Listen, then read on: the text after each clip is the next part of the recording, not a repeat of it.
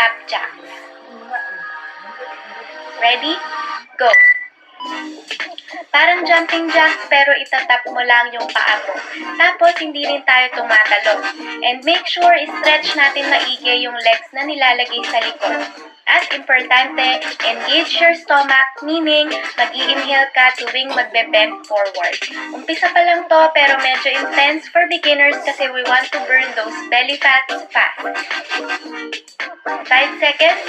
4, 3, 2, 1. Break for 10 seconds. Next workout natin ang napakasimpleng standing cross crunches.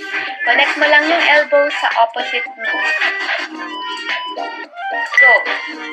Another full body workout na nagta-target ng stomach or abs. Huwag kalimutan i-engage ang core, kada crunch mag-i-inhale. Rule of thumb, palaging inhale sa mairap na move, exhale sa relaxed na position. Very basic ng move, diba? Pero kasama dapat palagi ito sa ab or belly workouts. Ano, kaya pa ba? Konti na lang. 5 seconds. 4, 3, 2, and 1. Rest. Susunod naman, standing toe touch. Dapat straight ang both legs, okay? Ready? Let's go. Kaya ba?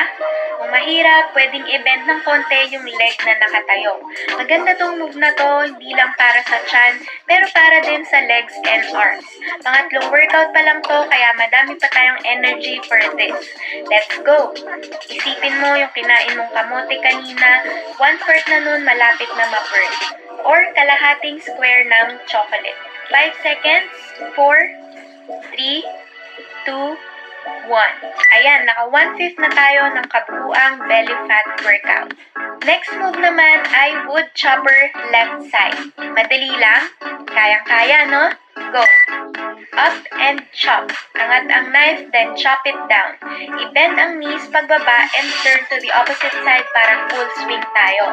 Twist your body. Parang nagbe-baseball din pala tayo, dapat malakas ang hampas.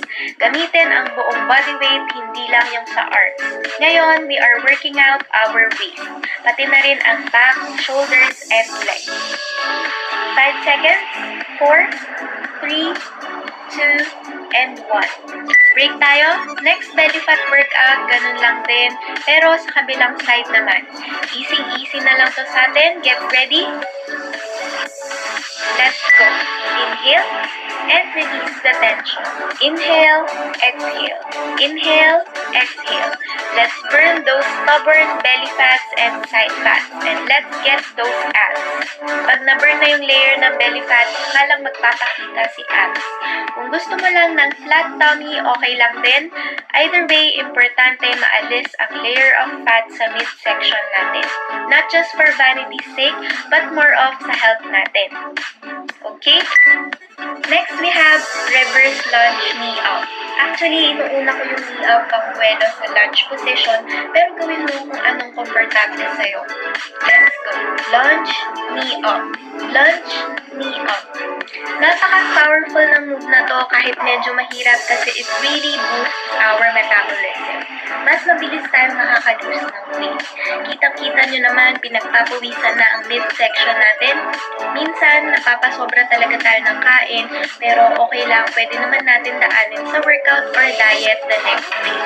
5 seconds. 4, 3, 2, 1. Rest. Next, ganun ulit, lunge knee up, right side naman. This is 7/15 of the whole belly fat workout routine. Let's go. Lunge, knee up. Lunge, knee up. Awak itu nak weh.